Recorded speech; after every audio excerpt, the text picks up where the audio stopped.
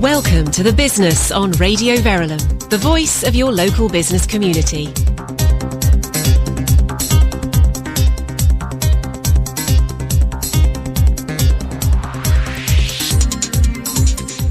Hello, yes, it's 8 p.m. and yes, welcome to The Business. I'm Trevor Meriden with the show that's essential listening for the West Herts business community. We have another packed show tonight. It's deepest, darkest January and Blue Monday's around the corner with businesses thinking about money and cash flow.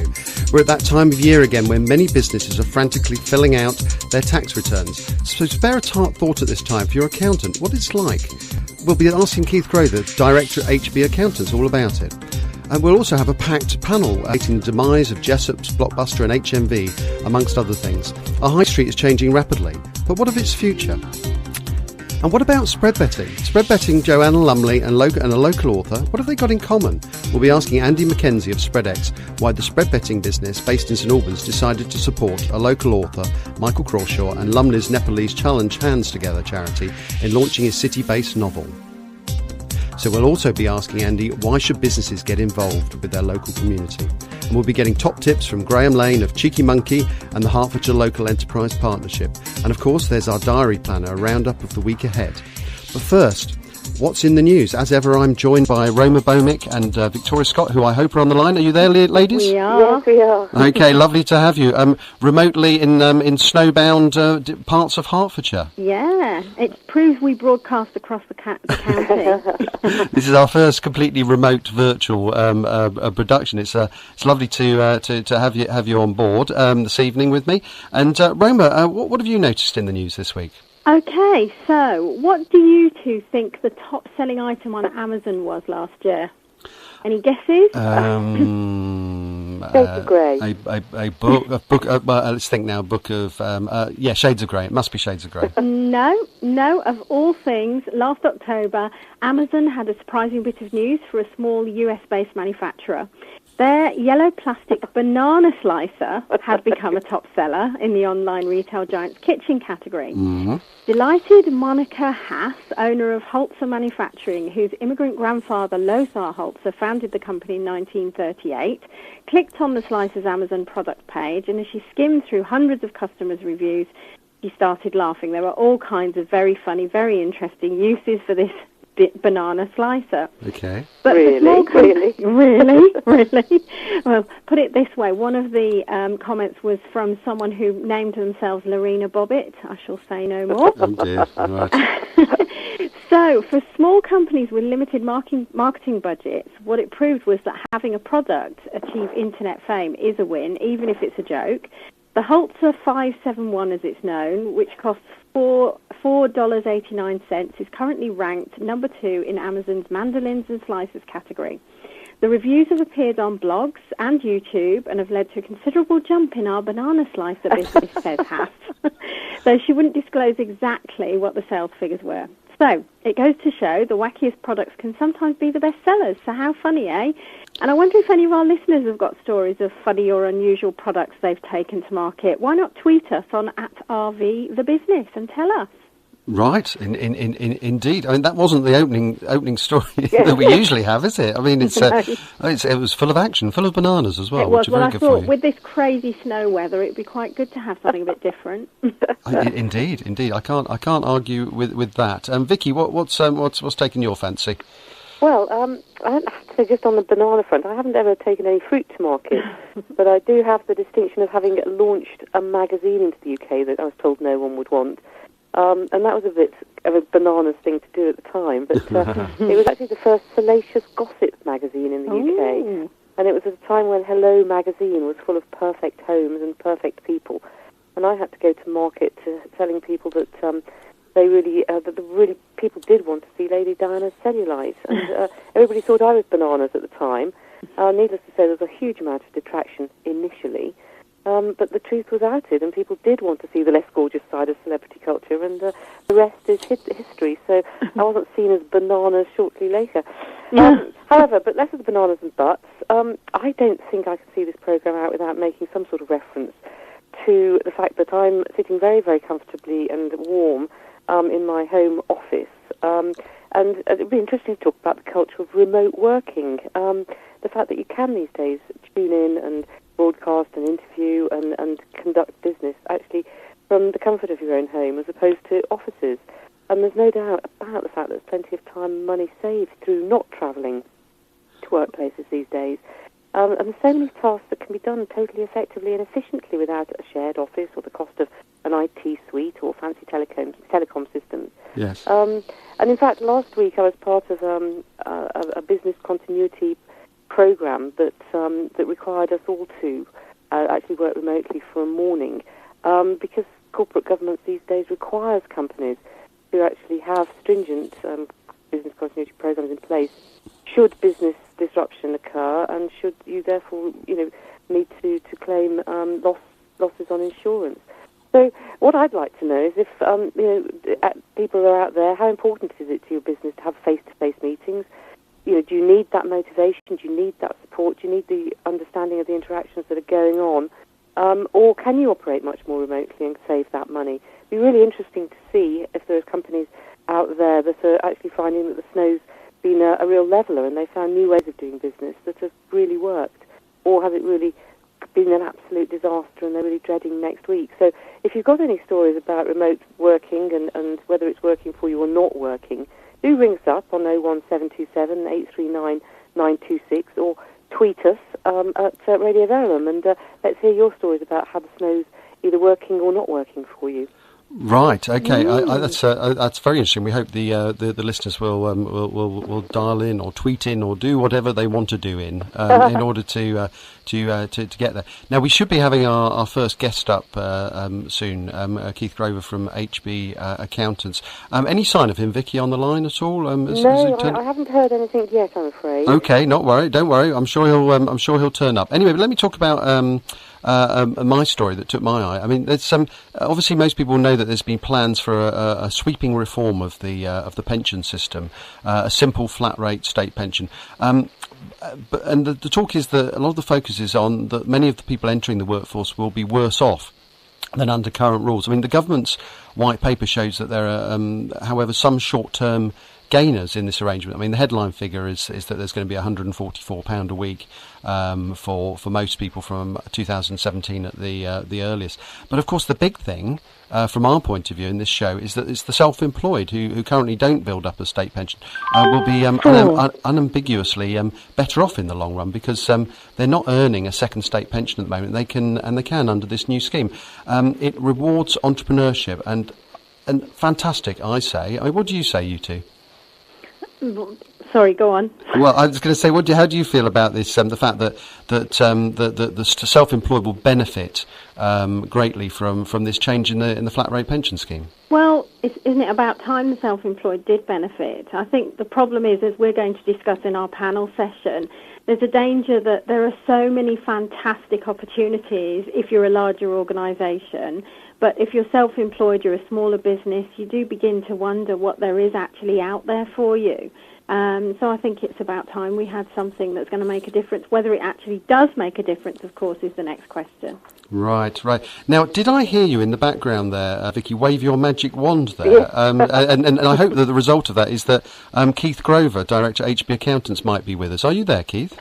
Hi, yeah, I'm here. Yeah, Keith Grover. Hi, Keith. Fantastic. Hi, how are you all? Great, it's great to have you on our show, Keith. We're a friendly show, and we're going to be doing a yes. Don't worry. You're not going to be too hard a time, are you? No, we're going to give you a very nice time. In fact, we're going to give you a little breather, even though you've only just started, and we're just going to play a few messages, and then we'll get you back on air, and Sure. Vicky can start the interview. Great, look forward to it. Hi, I'm Kathy Weston. And I'm Lydia L. Curry. Join us every Thursday evening on The Parent Show for expert interviews, local information about caring for children in West Hearts, And a What's On guide you just can't afford to miss. We're here every Thursday between 8 and 9 p.m. on Radio Verulam 92.6 FM. Don't forget to tune in! You're listening to The Business on Radio Verulam. We're the voice of the local business community on 92.6 FM and on radioverulam.com. Yes, we're here on the Business 92.6 FM, and it's just coming up to 12 minutes past 8. And we've got our first guest, as we were saying, Keith Grover, and of HB Accountants, and Vicky's going to do the interview. Off you go, Vicky. Well, hi, Keith. Good to talk to you, and I'm really, really pleased that you're able to come online. I hope you're in your cosy home offices, Yeah, I am. as we all are. No, I'm actually pleased it worked out well. I'm at home, and I'm having to break through all the snow and the ice. Yeah, no, it's fantastic. We were talking a little bit earlier on the show about this sort of opportunity to work remotely now, and this is a great example of it. Absolutely, yeah. So let's have a little talk about HB Accountants. You're based in Hoddesdon. That's correct, I see that you offer accounts, audit, taxation, payroll, business development services to all sort of sizes of clients and industries. I think, one of the things that when you and I were talking earlier in the week, we both agreed that face-to-face talking was by far our favourite approach. So it's ironic that we're doing this over phones now. But I also noticed that on your website you talk about building that close working relationship with your clients. Yeah, is that something that's critical, do you think, in the accountancy world? Well, my own view is that it is. I think it is important to build relationships. You get to know and understand the person, what they're about, and also their business. Yeah, crucial. So when you're actually working with a new client, do you do a lot of interviewing, a lot of face-to-face meeting, a lot of understanding of their business? I think when you initially get the assignment, it's all a bit new from both their point of view and our point of view. It's when you actually get stuck into working with them, whether it's their first tax return, their first set of accounts, their first audit, and to really, that's the opportunity to really get to grips with things as they really are, because you can look at things and you get a sort of, in a sense, a superficial type overview. But obviously there's stuff that we'll get up front. We need all sorts of information now, regulations for, permanent information about the client and their business. And do you find that, people don't change accountants that often, do they? No. So, from our point of view, that's a good thing. We don't want our clients are changing every other year. It's not something to do lightly, but obviously, people do, yeah. So I can understand, obviously, when you get a new business, you need to have an accountant. So in the first instance, what would make you choose your accountant? And then, what are the things that make you change your accountant at a later stage? So the first question is sort of, how do you choose somebody in the first instance? Sure, yeah. I have to think of what I would do. Choosing an accountant isn't as straightforward as maybe getting to choosing a printer, get some business cards done or whatever. So you've got to look at it as being quite a permanent thing. And I think actually meeting that person is crucial. Because it is important to have a rapport with someone. And accountants do give free first initial meetings. We do about an hour, sort of talk about all sorts of things. So you can really get to see, how they operate, whether they talk the language that you talk rather than sort of accountancy ease. And do you have a sort of, would people have a list of a few things that you ought to be ticking off when you're seeing and meeting an accountant for the first time? Obviously you talked about rapport, the skills that they've got. Are there different types of accountant that you ought to be looking for when you're first getting an accountant? Yeah, there's all sorts of things that you can be considering. I would definitely look at their website, just have a good trawl through that. There's lots of information in that. Is that sort of relevant? Is it easy to understand? And there's all sorts of factors that come into choosing an accountant. It is, like I said, an inexact science. Andy, can I ask a question as well? I'm just interested at this time of year. It's difficult to get accountants to do anything else other than people's accounts. Could you just take us through what it's like being an accountant at this time of year? Because everybody wants all their things done at once because there's the ultimate deadline. Sure.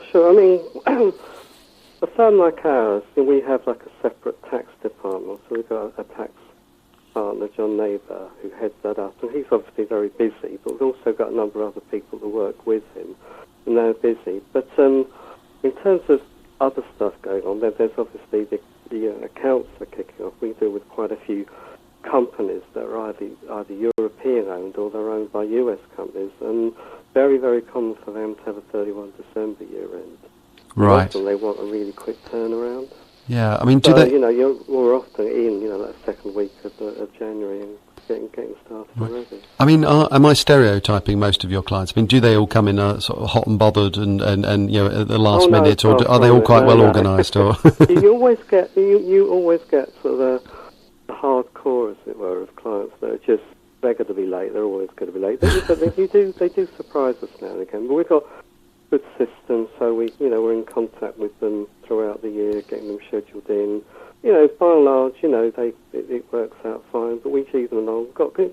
When you've got sort of good quality contact with these people anyway, then you can drop them an email, say we haven't had this information, we haven't had that, and it just runs quite smoothly, really. Right, I shouldn't really judge people by my own low standards then, really. I mean, we all run businesses on this show ourselves. I mean, that hence our interest. But generally, people seem to be sort of quite well behaved. You're saying? I think the initial, early years, it was a lot worse. I think people got used to it all, and for us, it really isn't a major problem. Right. Okay. Sorry, Vicky. Let me off you go. I just wanted to really cover the sort of second half of that first question, which I think you sort of led into very well. So this time of year it's very busy. People are getting their accounts done. Is this also the time of year when people get sort of disgruntled with their accountants, and when they sort of think, hang on a second, I'm not happy with how that went. It was all left till the 11th hour. I'm going to start again. I'm going to look for somebody new. Yeah, I think that it is. Yeah, I think there's truth in that. I mean, people. It's sort of, when the client has done their level best to get everything ready, they've got the information to their accountant, months sometimes, if not weeks ahead, and they're still, batting up against the deadlines, battling with them, and it's sort of, last minute, and that's you think, well, I don't want to go through that again, and sometimes you even get, clients that get fined, and that is very disgruntling for them, obviously. So you're right. Yeah, it's a time people take stock and say, "Yeah, did these people do the job that they should have done?" So when you are, when you have got clients that are sort of looking around, how is it that you differentiate your business to know that so that people can think, well, actually, I want to go and talk to Keith at HB Accountants because they look as though they're, doing a better job. Sure. How do you differentiate? There's a number of things. I mean, I know that, to be honest, for us, it's, focus on service is absolutely crucial. It's not just lip service. There's so many businesses that say, oh, yeah, we provide outstanding customer services, but we really do. I mean, we've got a great team at HB Accountants. There's so many of them do just an absolutely fantastic job, and there's a real strong ethos there, and they're looking to actually... We're looking to build quality, strong relationships, ongoing relationships with clients. We're not looking just for a short-term relationship. We're in it for the long term. We're really quick to respond to emails and all sorts of, whether it's letters, although you don't get so much of those these days. We do talk your own language and we talk with you, rather than at you, which is, I've come across that in the past. And we're very strong technically. We do give you the right advice to make the right decisions. And we're good value for money as well. We're not cheap, we're not expensive. We do agree things up front. Right. And, one thing I wonder is about the language that is used when you're talking to clients or marketing for clients. Plain English is something that we all talk about as something that we want. On the other hand, I mean, there must surely be a sort of limit to the amount of information and free advice you'd want to sort of give away. I mean, how do you strike the balance? In the language you give, and giving sort of too much information and advice away on the cheap or for free. Sure, it's always a hard balance, isn't it? I mean, we do, like I said earlier, we do have a free initial visit. So people come in, spend an hour or so with us, just talk about all different sorts of things, and we appreciate that they may. Get a lot of value from that meeting and walk away and say, no, we'll go somewhere else for whatever reasons. That's just how it goes, to be honest with you. Right. Do you think, Keith, that the accountancy business has changed much over the last few years? I know that we're going to be talking about change in Roma's part of the show a bit later, but it strikes me that accountancy is probably one of the areas that hasn't changed as much as some others. Well, I would say that we haven't got quill pens or ledgers anymore. But to be honest with you, Vicky, IT is an absolutely sort of crucial area that has changed our working practice considerably. We've got emails now instead of loads of letters being typed. Scanning of documents, which means that I appreciate that there is less need for admin support, and it tends to be us doing it. The fee earners as such doing it, but there just seems to be more seamless. You just get on and do things, and things move ahead quickly. I mean, clients, as a result of the IT, they're keeping much better records. When I think back to when I was qualifying, there was a big box of sort of records, or the sort of a plastic bag full of receipts and that sort of thing just doesn't happen anymore. It really doesn't happen anymore. Which is, I think, is good all round, to be honest, because it's more effective, cost efficient service that we provide. We don't want to sort of, spend ages and ages on a set of accounts. It's not valued by the client. They want to spend their money on other things. Regulation is a massive factor. I mean, on the auditing front, huge regulations, and it really resulted from some major scandals, as it were, I'd say, by the Big Four. Largely driven. It's filtered all the way down. So there's lots of paperwork that needs to be completed before you get started at all. I mean, we have regular quality control visits, and we have an annual review.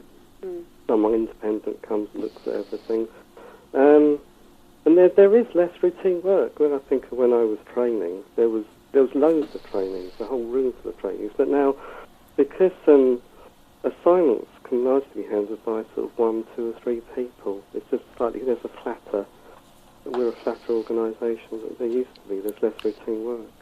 Well, you just touched on it now, but there's been a few sort of scandals as regards tax evasion, etc., etc. Do you find? Do you ever have clients that are trying to push the boundaries too far beyond where you would, happily allow them to go? Do people try to do that? Oh, sure. But to be honest, our experience is that we don't want to work for people that are dodgy. Yeah. No, you do get people that try, but the ethos throughout the firm is we want to be straight. We don't want to deal with sort of dodgy companies. I think there's even if any business what did want to deal with people who are dodgy, there's no place to hide these days, is there? If things go wrong, you can't hide behind secrecy. Everything's so much more transparent and open, and people feel they have a right to have the information. It's a big risk. I mean, if you get tarred with, if you get caught up in a business scandal, then that's pretty much out of business, isn't it? Right. Okay, well, it's been lovely in this first part of the show to actually hear about yourself and your business. Now you're staying on for the panel, aren't you? And we're going to have Vicky and Roma and myself all sort of chipping as well. We were delighted if you can to stay for that. That'd be it'd be great to have you along. And I'm going to play a few messages, and then we're going to hear from Andy MacKenzie from Spreadex just after these messages. Radio Verulam Community Partners. The St Albans District Talking Newspaper is a local charity which offers a free news service to people who are visually impaired. News is taken from the Hearts Advertiser and is read and recorded onto cassette tapes and memory sticks, which are sent out each week. If you know someone who is visually impaired who might be interested, please ring Linda Randall on 01582 832275 for more information. For more on Radio Verulam Community Partners, go to radioverulam.com/community partners. If you want to get in touch with the business on Radio Verulam, phone us on 01727 839 926 or email thebusiness@radioverulam.com. Welcome back to the business. It's just coming up to 27 minutes past 8. Now, what does spread betting, Joanna Lumley, and a local author got in common? We've been asking Andy MacKenzie of Spreadex why the spread betting business based in St Albans decided to support a local author by the name of Michael Crawshaw and Lumley's Nepalese Challenge Hands charity, together in launching his city-based novel To Make a Killing. And we asked Andy, we started off by asking him to tell us all about Spreadex and how it got involved. Join Simon Carver on Fridays from... And you'll hear that that's not Andy, because I pressed the wrong button, so never mind, I'm going to press the right button now. Well, we're a trading firm in St Albans, and it was actually Michael Crawshaw who wrote the book who got in touch with us. He was an ex-city trader, and he knew that we did a similar thing with lots of our clients based in and around the city. He got in touch and told us about this book. He actually sent us a copy. I read it, enjoyed it, it was really good. And he wanted to do a local launch, and he wanted a firm that had links with the city, with his background, but was still based in St Albans, and knew that we had lots of clients in the city, lots of clients in St Albans who commuting out to the city, and thought it would be a very good fit, so people could come in, find out all about his book, and actually see a little bit behind the scenes of the trading rooms themselves, and the financial rooms and the sports rooms. Right. So what's the book about? Well, it's a kind of tongue-in-cheek look at the city. It's quite topical at the moment with all the talk around bankers' bonuses, where they're getting paid too much, this type of thing. And it's based around a group of 12 sort of city high flyers who are in line for a share of a huge payout, a big bonus scheme. Basically, what happens is it turns into a bit of a thriller. This group of people start getting mysteriously bumped off one after another, and it turns out that the remaining group within the 12 actually get bigger bonuses each time. So it turns into a bit of a murder mystery. I mean, obviously we're a business show, so one of the things that we're interested in is why, a more general point about why companies like Spreadex, might get involved in events like this. I mean, are there particular business benefits to you? I mean, obviously I think there's a bit of a CSR benefit in terms of you're working, alongside a charity as well on this. Yes, well that's right. Michael is supporting Joanna Lumley's Hands Together charity, which is a Nepalese charity, and it basically the funds from his book will go to help supporting children in their education in Nepal. But from a sort of more local angle, it's obviously tough times in the economic climate. Lots of businesses are finding things a lot more difficult than they were, sort of pre-2008.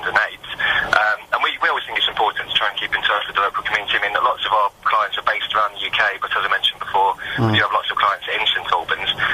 And with what we offer is financial spread betting, and there are some tax benefits for people who are, investors and got portfolios that sometimes they don't know about. For example, you currently don't pay stamp duty or capital gains tax on spread bets. So you can do share spread betting through that way.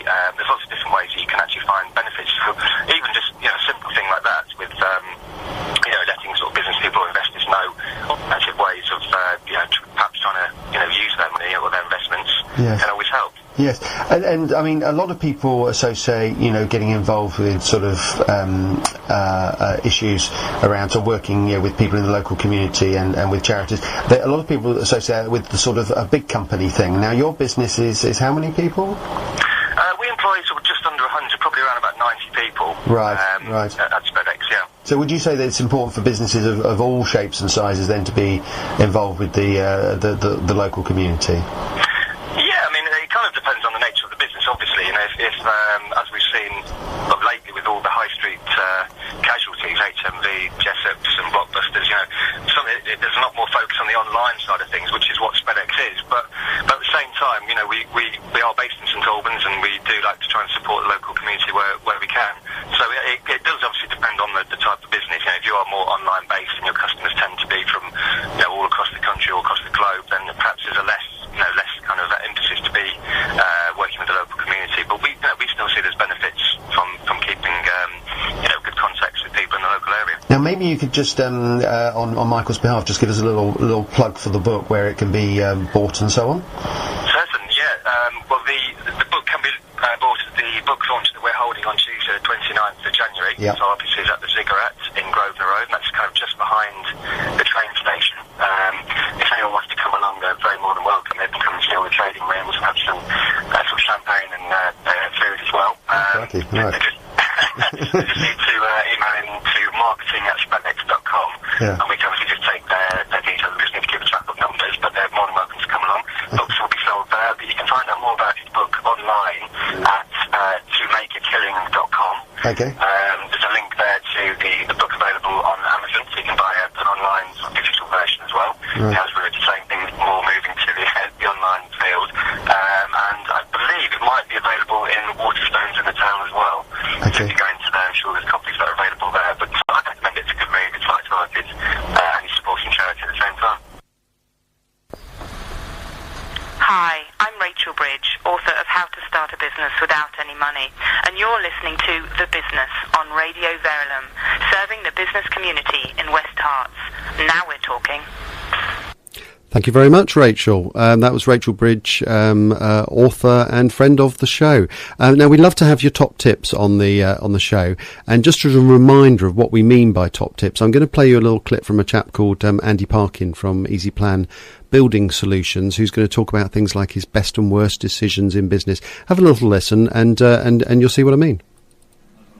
I guess just to look out and see what your market is and be prepared for a lot of footwork to get the customers in, because people think just put a few flyers out and a few cards and they've cracked it. But to be honest, it's a long haul to get some good regular customers and to get your name out there.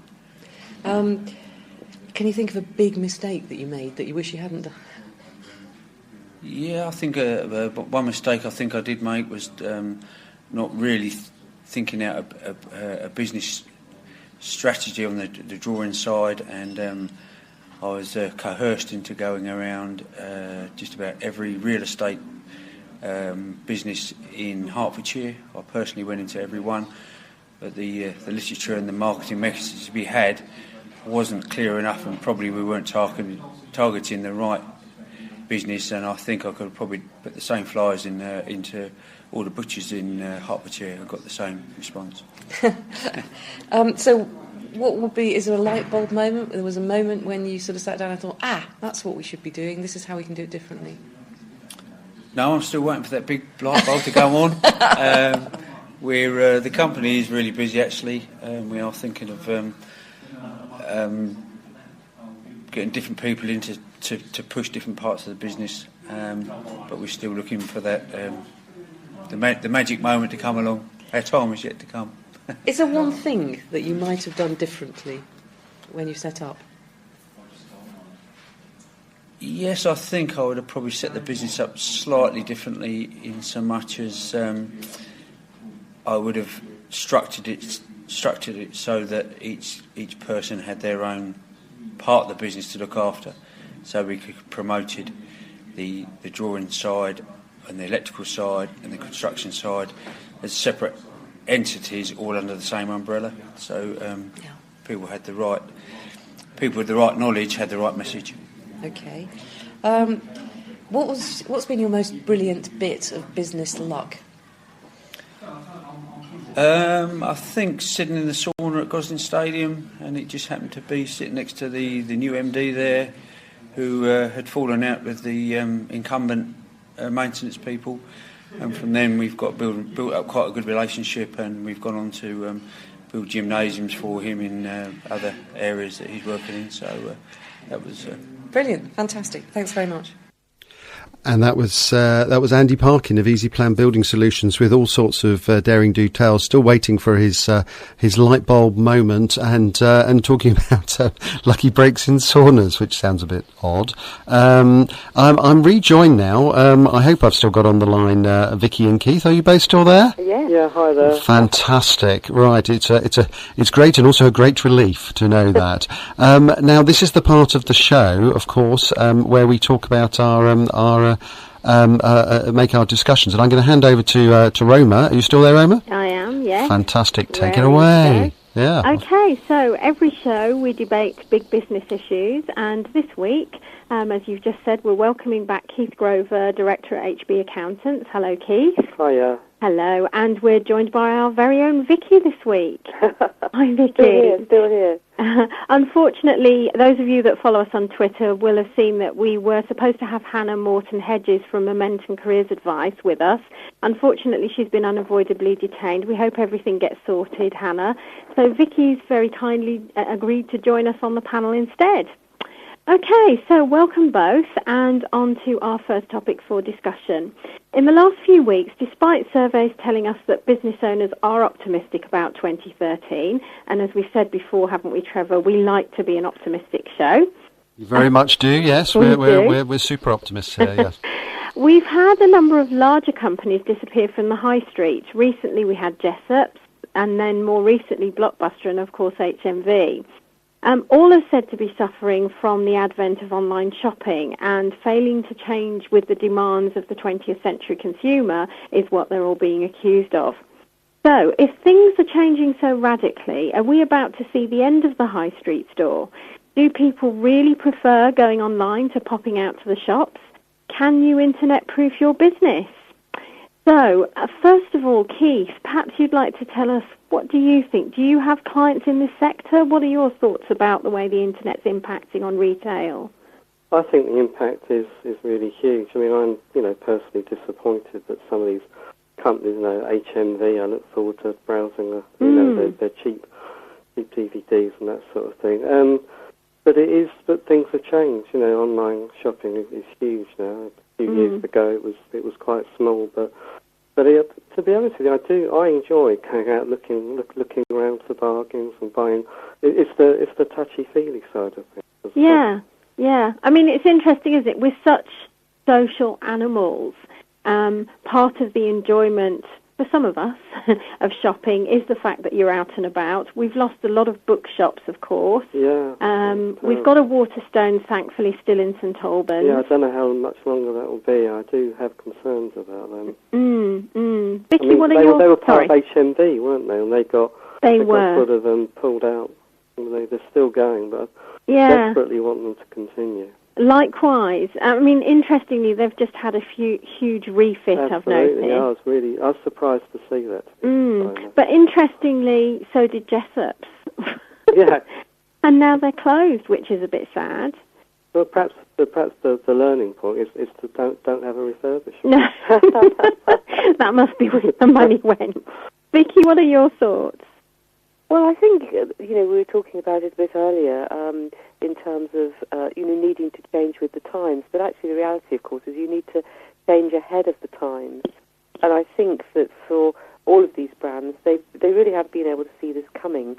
And there needed to be some really clever thinking and some clever strategy in order to be able to work alongside, the future of the Internet. What we also see is a lot of the big brands, a lot of the big retail outlets have been able to announce figures this Christmas that says, we had a fantastic business online.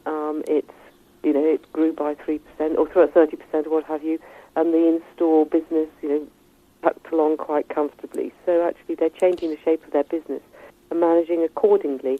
And I mean, I went into HMV to buy. In fact, I went into 2 HMVs because the first HMV I went to, which was in St Albans, the queue was coming out of the door and I hadn't got time to wait. And I ended up actually going to an HMV in Welwyn Garden City, which is really badly positioned, so nobody ever finds it. And actually, it was very easy to go in there and purchase.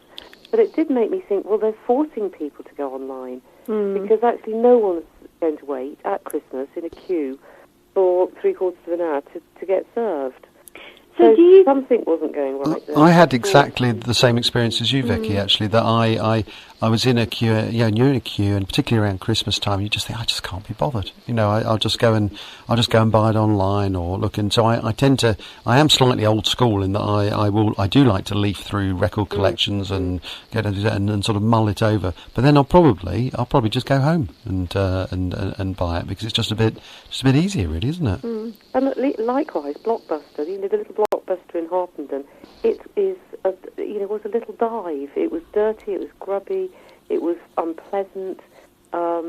you were always wary that the film that you talked about was going to not work.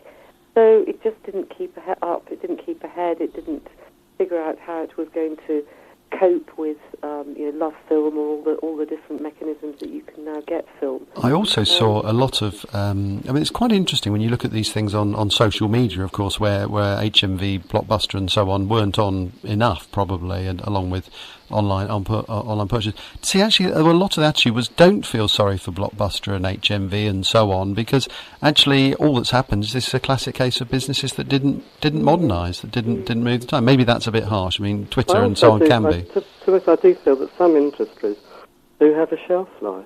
Yes. There's only so much that you can do. I mean, I'm amazed that Blockbusters went on as long as it did.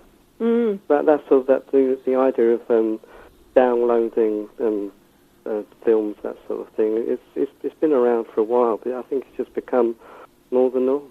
Well, it's interesting because over a year ago, Netflix, who are now advertising all over the place, made the announcement that they were going to be very specifically targeting the UK. They're extremely successful in the United States, and they made that clear.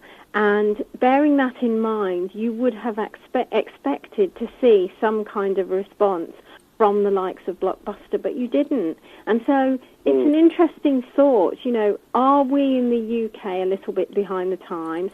But what I'm particularly interested in is it's all the big chains that are disappearing off the high street. What, if anything, might be the impact on the smaller retailer? Is it the case that if you're a specialist retailer, you're more likely to survive in the high street, or do you think everybody's at risk? Now, I don't know what discussions you've had with clients, Keith. So what do you think? I mean, this is just looking at the client portfolio that we have. I don't think there is much of a risk.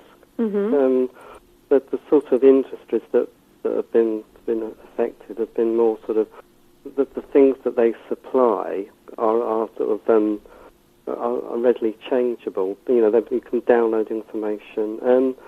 But our clients, it's really not having that much of an impact at all, to be honest. Which is good to hear. And do you think it is because they are niche businesses? There are quite a number of niche businesses that we deal with. But a lot of them, they're not high streets. They just, I think, the ones that have gone down have been the ones that are actually on the high street.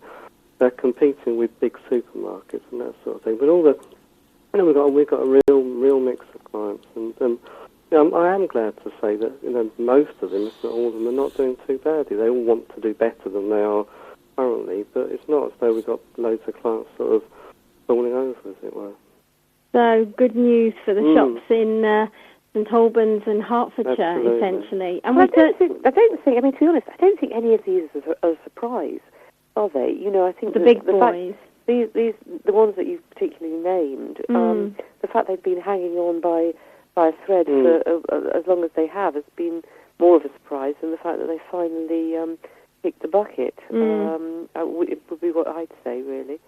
But you would think that organisations would learn, wouldn't you? When we saw the likes of Woolworths go under, you would think that it would prompt other organisations to think about what's going on and look at their strategy and say, right, we need to move with the times. What does that represent? I think the problem is, Rayla, that it's possibly too late. Yeah, probably at that stage. When you've got businesses like this that have been going on for so long, to turn them around, you need a good 2, 3, 4, 5 years, and maybe the writing was already on the wall, and there's not enough money to invest in changing strategy and the costs that always has. So it may be just all a little too late. Well, let's watch this space and see what happens next, as they say. And I think it's about time for us to perhaps have a little break. When we come back from the break, we've got some more controversial stuff. Love controversy. 6:30 p.m. for the Film Guide. We look at the UK cinema box office top 10, a selection of the new cinema releases and the best of the week's films on free-to-air TV. That's Fridays from 6:30 p.m. on West Hart's Drive Time with Danny Smith, exclusively on Radio Verulam 92.6 FM. Radio Verulam Community Partners. The Abbey Line connects St Albans Abbey train station at the bottom of Holywell Hill with Watford Junction and was one of the UK's first official community railways. The community rail concept was designed to help create a more sustainable future, to reduce the cost of running the line without compromising safety or service, and to involve local people more closely in the development of their railway. For 150 years, the Abbey Line has been taking people between St Albans and the centre of Watford and beyond. It continues to do this, and all for at most £6.60 return, and in only 16 minutes. For more information, visit their website, which is abbeyline.org.uk. For more on Radio Verulam Community Partners, go to radioverulam.com/community partners. You're listening to The Business on Radio Verulam. We're the voice of the local business community on 92.6 FM and on radioverulam.com. Our latest announcement from the lovely Lucy. Roma, back to you with the second question. Okay, yes, and welcome back to our panel discussion. We're with Keith Grover, Director at HB Accountants, and our own Vicky Scott Hewitt. And now we're going to turn our attention to our second topic for discussion, a bit of controversy, as I said, a controversial scheme which gives corporations privileged government access. Now, this was a little story I found tucked away, a little announcement, which I think could get quite interesting. Allegedly, The Guardian are all over this one. The government's expanding a controversial scheme which pairs dozens of multinational companies with a ministerial buddy, in inverted commas, giving them privileged access to the heart of government. The Minister for Trade, Lord Green, launched the Strategic Relations Initiative, as it's called, in July 2011, so 2 years ago, nearly, giving 38 companies, including oil, telecoms and pharmaceutical giants, a direct line to ministers and officials. And they're now talking of extending this to 80 firms. Analysis of official registers reveals the 38 companies in the first wave of the initiative, more than two-thirds of which are based overseas, have collectively had 698 face-to-face meetings with ministers under the current government, prompting accusations of an over-cosy relationship between corporations and ministers. Now, in November 2011, the government took away the one form of face-to-face support that small business had, the opportunity of tapping into advice and guidance and support and sometimes funding, and that was the Business Link solution, and replaced it with a web-based solution. So now we hear that big business has the luxurious advantage of a buddy system with ministers in order to help them move their business forward and develop another level of support for competitive advantage. Is this right? Why can't small business have the same level of access? And okay, maybe not to an individual minister, but are we yet again favouring the big boys? Keith, what do you think?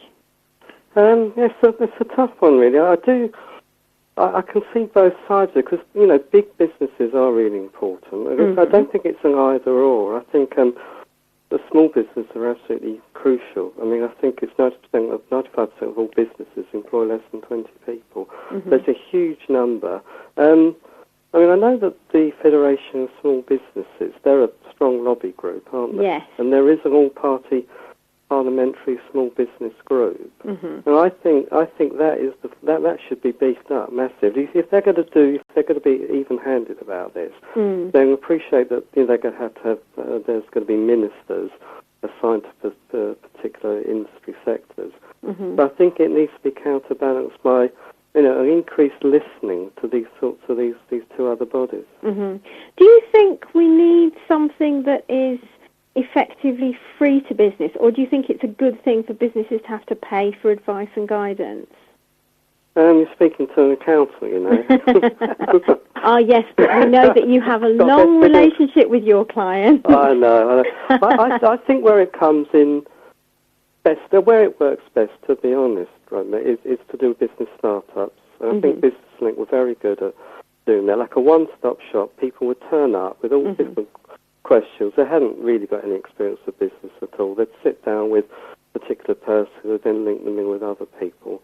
I think that side of things is really missing. Then the advisor would then push them through to other advisors, whether it be solicitors, accountants, whatever. I think that side of things really worked. I know that you you're still involved in a number of Business Link sort of initiatives, weren't you?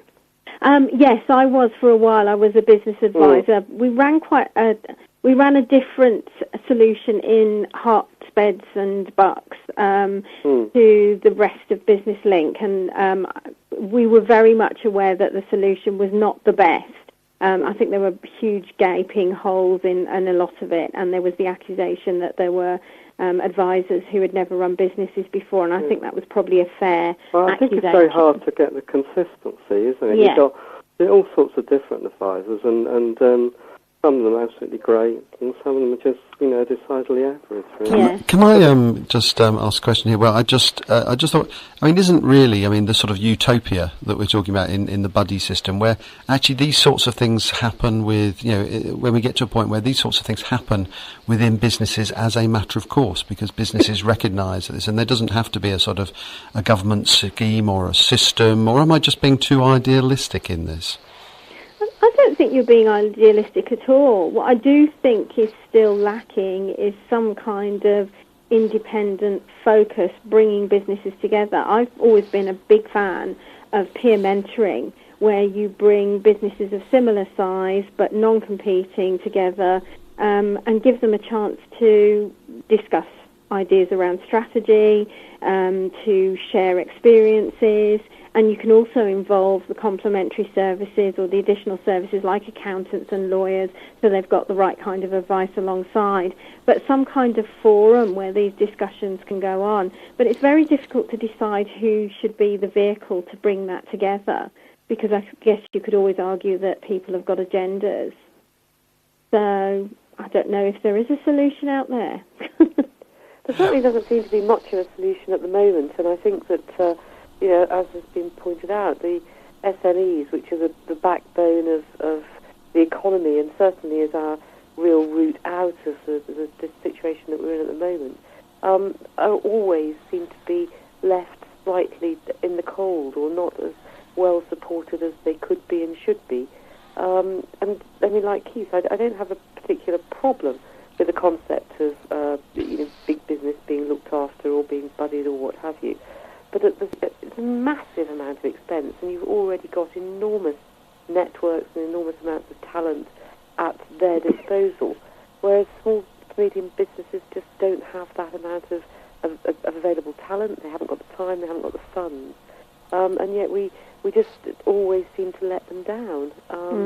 And when Business Link, whatever the faults were, the demise of Business Link, when there was the belief that a web-based solution was going to work, nobody believed it would, and as far as I can see, nobody is still believing that it is. And yet, it's just cheap and cheerful, and it's ticking a box that actually, it really isn't ticking a box, because it's just not working, and it seems a great shame, and a lost opportunity when everybody believes that the future of the economy is in the hands of the SMEs. Right, and we're going to have to wrap it up there, because we've got to do some diary items. But has anyone got any final thoughts on what Vicky just said there? I fully endorse what she said, yeah. Yeah. Okay. I think one of our biggest issues is that a lot of the time it is a big box-ticking exercise, and whether we'll ever get past that, who knows? Okay, well, my thanks to Vicky, Keith and Roma. We'll be right back after these messages.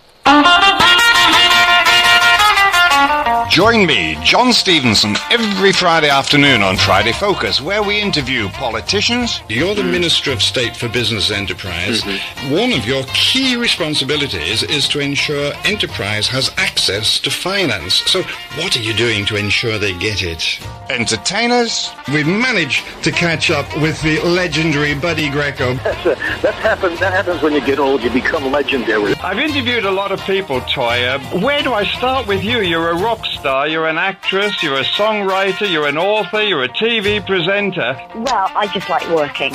We deal with disputes. Said now that the money would come out of there if you wanted to do it. Yes, of course. We welcome this. We'll take this strike off tomorrow if he guarantees us that he's going to carry out the survey. Of course. He's just said they will. Talk to the officers. That's every Friday, 2 till 4. You're listening to The Business on Radio Verulam.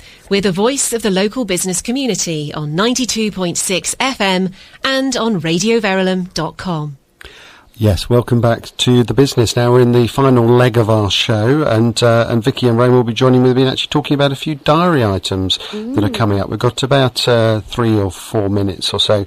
Roma, what's first on your list? Well, we've got Heart Talk Breakfast, how banks can help recovery, which is a good one given the conversation we've just had. Clydesdale Bank PLC, I believe, are sponsoring the event and providing the speaker. It's an IOD, Institute of Directors, Hertfordshire event. It's 25th of January, 7:30 to 9 a.m. Member price £17, non-member price £21. David Clark, head of St Albans Business and Private Banking Centre in Clydesdale Bank, is going to be discussing the world of finance, which can sometimes appear somewhat confusing in the present climate. David's also well known as a name in Paralympic sport. He was captain of GB Blind football team and also for carrying the London 2012 torch at the opening ceremony of the Paralympics. So that could be quite an interesting discussion. Absolutely. Vicky, what have you got? Well, there's a breakfast meeting coming up on Wednesday the 13th of February, 7:30 till 9:30 at Darcy's Restaurant on the Hatfield Road in St Albans. And that's all about running a business without doing online marketing. Is like winking at a pretty woman or man in the dark. You know what you're doing, but no one else does. This is definitely something that's being run by a good mate of mine, June Corey. He's a fantastic Google-certified partner. It really reminds me of the bit in the Fast Show where he says something, doing this is like making love to a beautiful woman. Do you know the guy I mean? It sounds slightly cliched like that. Well, well, anybody that knows June Corey knows that not only does she know her stuff incredibly well, but she's also an absolute hoot. I'm in it. But she has said that if you like your networking passive and non-engaging, then she respectfully suggest that you stay in bed. So that's Wednesday the 13th of February, 7:30 till 9:30 at Darcy's Restaurant in St Albans. Right, okay. I've got one as well. It's just a repetition of one we did earlier in the show. We've had a few queries in asking us to repeat the information about the book launch that we were talking about earlier, which sort of combined Joanna Lumley's charity. It's a strange combination. Joanna Lumley's charity and the book, which was being launched at Spreadex's St Albans office. The details are it's at the Ziggurat. Do you know where that is, girls? Yes, I know it. Yes, going up towards the back of the station in St Albans. That's right. It's just near the station, and Grosvenor Road. In fact, and it's from 6 p.m. onwards on Tuesday, January the 29th. Will include complimentary canapés and drinks, as well as more information on the Hands Together project. And the books will be available to buy for £7.99. The book title, as I was, by the way, was to make a killing, a city-based novel involving murder and intrigue, and the author's name is Michael Crawshaw. So, well, thank you, ladies. We're coming up towards the end of the show. Had a nice time, sort of remotely, in 5 seconds. Yeah, I think so. I think I prefer face-to-face. Yeah, me too. I think so. We always say face-to-face is better. Anyway, let's end the show on that. Bye-bye. Bye.